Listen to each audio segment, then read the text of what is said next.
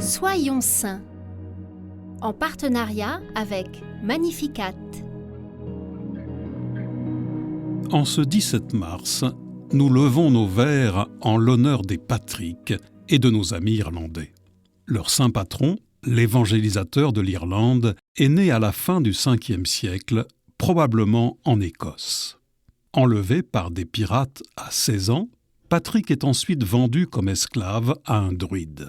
Là, il devient le berger d'un chef de clan et reste 6 ans en captivité.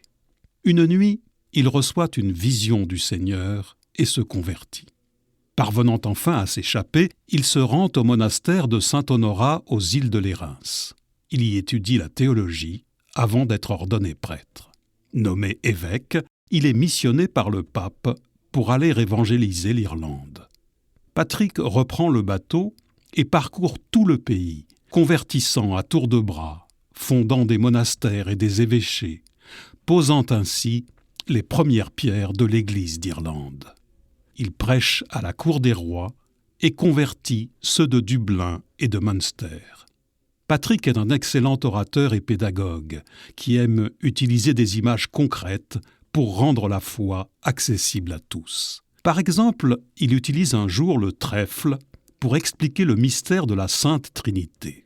En effet, les 3 feuilles forment une seule plante, tout comme les 3 personnes que sont le Père, le Fils et le Saint-Esprit forment une seule personne.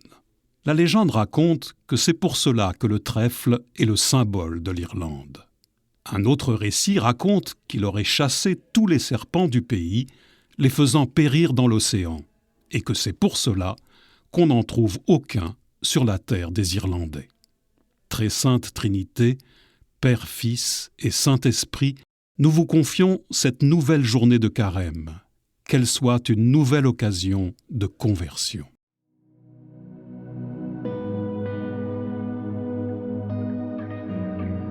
Dieu notre Père, vous dont l'amour est infini comme le ciel, immense comme la mer, solide comme les monts enneigés, délicat et tendre comme les fleurs, vous dont le cœur déborde de miséricorde pour chacun de nous, comme la pluie qui purifie ou le soleil qui réchauffe, à la suite de Saint Patrick, donnez-nous aujourd'hui de chercher à vous contempler dans chaque merveille de votre création.